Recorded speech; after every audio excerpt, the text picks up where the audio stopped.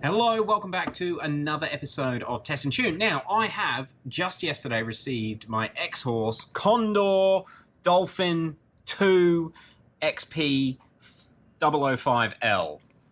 It's a mouthful. I think that's what they're calling them. Basically, it's the latest generation of the Condor Dolphin, which was pretty damn popular from what I can tell. I nearly ordered a Condor Dolphin. Bit of a backstory, I've been doing keys for about 6 months. I had a little cheap duplicator machine, which does the job. Taught me a lot about how keys and locks works, to be honest. But if I was doing all keys lost, I had to use a friend's business to cut my key because I didn't have a CNC key machine. And to be honest, I wanted to remove the skill needed to make keys, which you needed with the key duplicator that I was using. And these little Dolphins are cheap. This was a smidge over 3,000 Australian dollars. I think it was about 3.3. Landed, good to go. You can get them in Australia, but stocks were not there. I don't know if it's because of the videos, but I've been talking to, I think her name was Emily from vvdi or Xhorse a fair bit. And I feel like I'm probably one of the first retail customers to get this. I was just about to put an order in for the non-L model, the old version, the Dolphin one. And she said, hang on, I think we're going to have these available tomorrow to actually ship. Do you want to wait and get one of them? Yes, thank you very much, Emily. So I've gone for this one, and I'm kind of glad I did. Now, the big advantages of these over the previous generation is the screen, or the protective shield, and the actual screen. Now, I don't know why I was so keen on getting a screen. In fact, let's just power it on. You guys can see how long it takes to boot up. It is not connected to its power source. It's all running off batteries, and I thought it'd be cool to do a test cut on camera on battery, just to show you how it works. But yeah, I don't know why I was so keen about getting the screen. Obviously, I was thinking, it would just save having to connect it to your phone. That's got to be better. I nearly bought one of the Condor Minis, the bigger unit, which isn't battery operated, because it had the screen. To be honest, now I've got it, the screen's not that helpful. You can just, it's no easier than using a phone. I have connected my phone to this and actually cut a key through the phone, and it was quite quick. In fact, the way that the phone connects to its Bluetooth is really impressive. When you do connect it, the screen does go... Actually, let's do it on camera. Let me just connect my phone quickly. So if we go to the Xhorse app, sorry, might be 2 seconds. Xhorse app and Condor Dolphin, and then we go to switch to the oh my god, so many updates, go away. Okay, we'll connect to the Dolphin. There we go. As soon as I clicked it, boom. It's actually quite quick. You can see I have done 12 cuts with it. It's currently got a full battery. The cutter diameter that's set in there is 2.5, but the screen goes defunct when you're using the phone. I'm not going to use a phone because you can use a phone for the old one. Let's do it all on the screens here. Let's just have a quick look through the menus. This is the screen that comes up when you turn it on. You guys have seen how fast it booted. To get this all set up, I did need to connect it to the internet, and it sort of links it to your Xhorse account. It took a few minutes. In fact, the biggest issue was getting a good enough internet connection. It's really picky with internet. For some reason, my home internet wasn't good enough. I had to use the hotspot on the phone. Who knows why? I've got it registered to my Xhorse account. That was all good. That gave me access to the actual machine. And then I just went into System and Machine Parameter. And I think I did do the cutting setting first. So we selected the 2.5. We've got the high move speed. This was all default. I didn't actually change the cutting speed, but I did set the 2.5mm cutter, and then left pretty much everything as it was. And then I went cutter calibration. Is it gonna make me do it again? Let's do it again for the video. So literally all I did was remove the... Actually, I'll put that down so we can actually see. I removed the protective thing that this is shipped with, put the two pieces in. They're both mounted all the way up. Here we go. Clamp... Oh, right. Okay. This might be a bit annoying. I'm hoping it... Oh, it's probably... What's it going to do? That may have just removed the calibration. You do need to set the clamp. Let's do it on camera. Let's do it on camera. So you basically pull that out a fair bit, and when you get it far enough, it will rotate. We'll go around to side A, which is the side it needs to be on to calibrate. We'll go system setting, machine parameter, cutting calibration, 2.5. Yeah, see, this is what I didn't do. Oh, you also need to put the blade in. Oh, no. Okay. I did put the blade there. Whew. Whew. Okay, let's see if we can do this one-handed. Now this blade needs to go, yeah, it should be fine. The blade needs to go to position 3. It's kind of hard to do one-handed.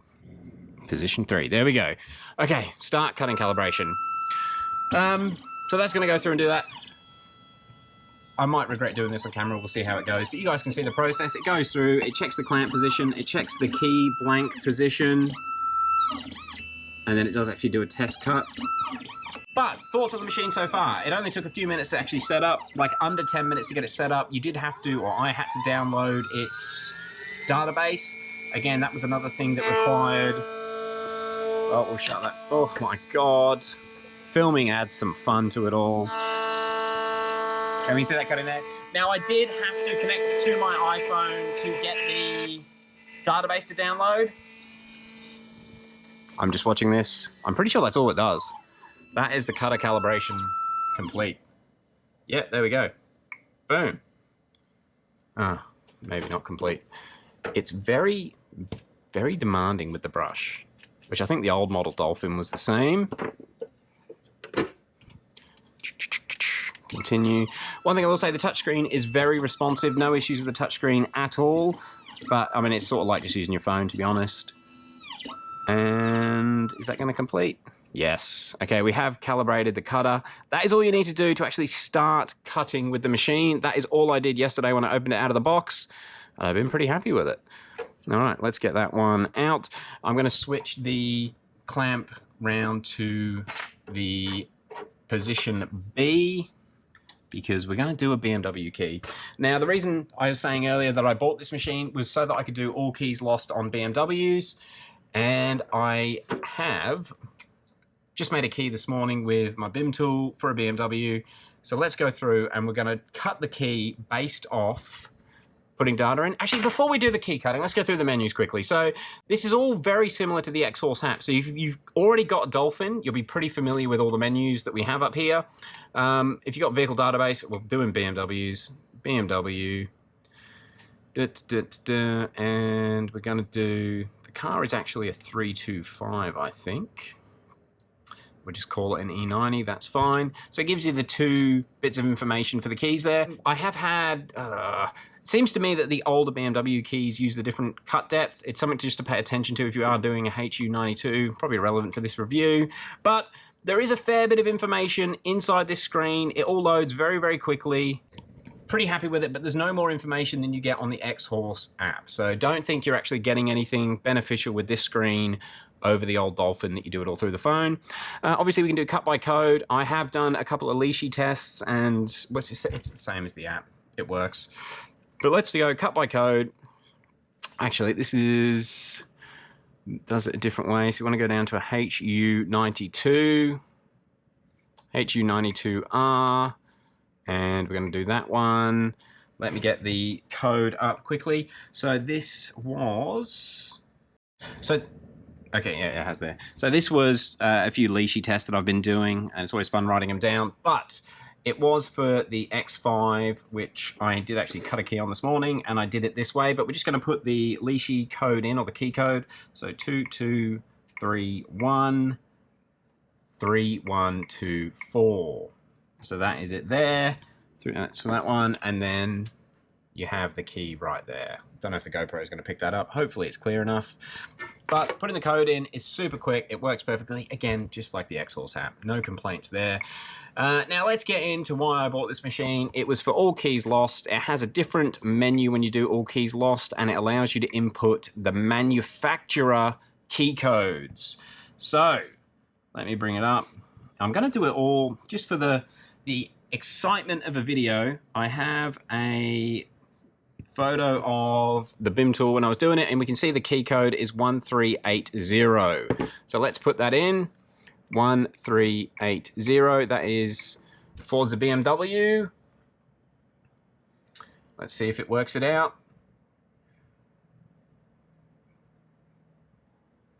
Okay, it says to do it on side B and put the blank in, so we will do that. Again, awfully fun doing this one-handed. it wants to go to the second position. Very hard to do one-handed. Didn't think about that. Okay, the key blade is in the clamp, and that is what it wants to cut. All right. I guess we just cut it. Okay, now I guess I could go and actually check the other key that I have for this car, but let's just have some fun with it. It doesn't matter if we ruin a blank. So then you go cut key, tells you the depth it's going to cut to, and actually we'll go preview, see what it does. Oh yeah, it just shows you the blade. Okay, cut, and we'll go through it. I might speed this up because it doesn't sound very good. So let's switch to time lapse.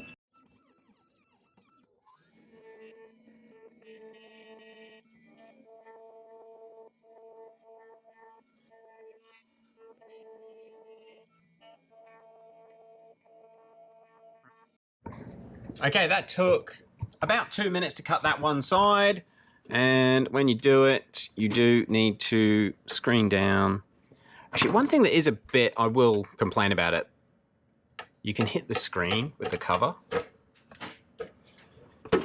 I mean, I don't know, maybe they could have designed it differently. Not the end of the world, just don't be a klutz. Okay, so one thing I didn't really appreciate until I had this machine was how much mess these CNC machines make. I mean, it's the same as when you do it manually, but if you do one manually, I normally clean up straight after. You do need to brush everything down fully. Put the key back in, back to position 2. Clamp it down tight. Close the lid, and let's cut the other side. Obviously, it's all still loaded there. Cut key. Cut. And we'll switch back to speed uppy.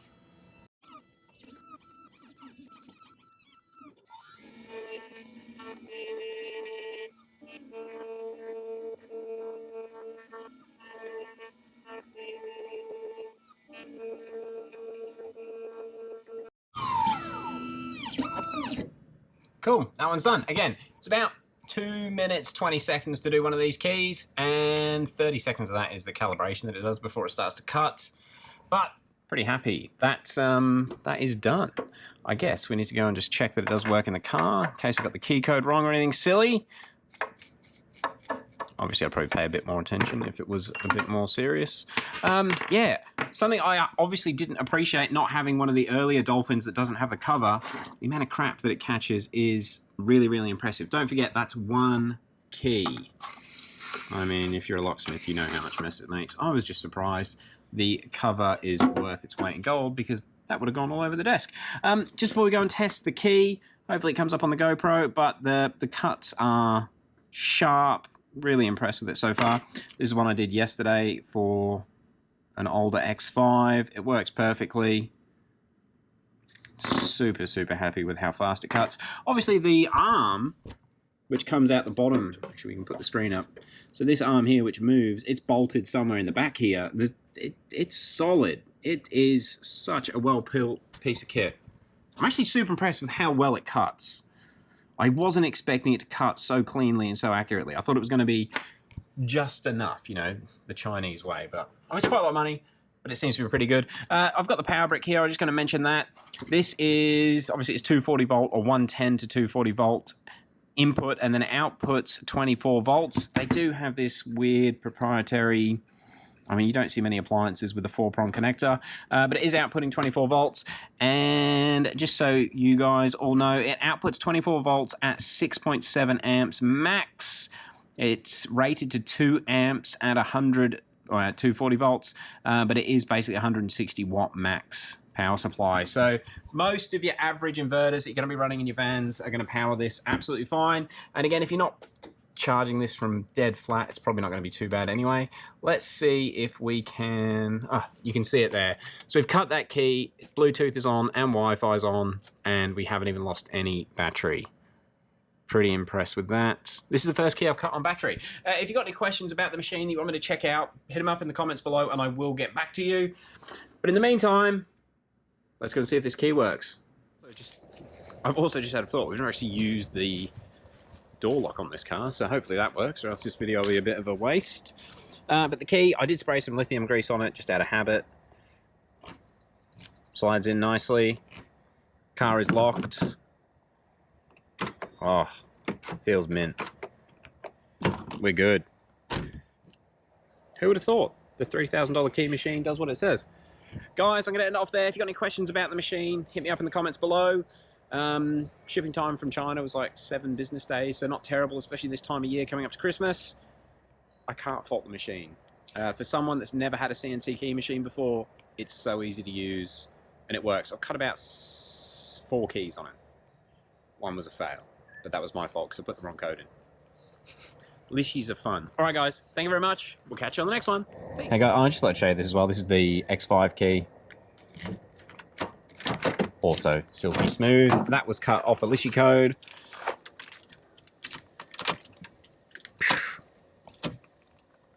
I should have bought one of these machines ages ago.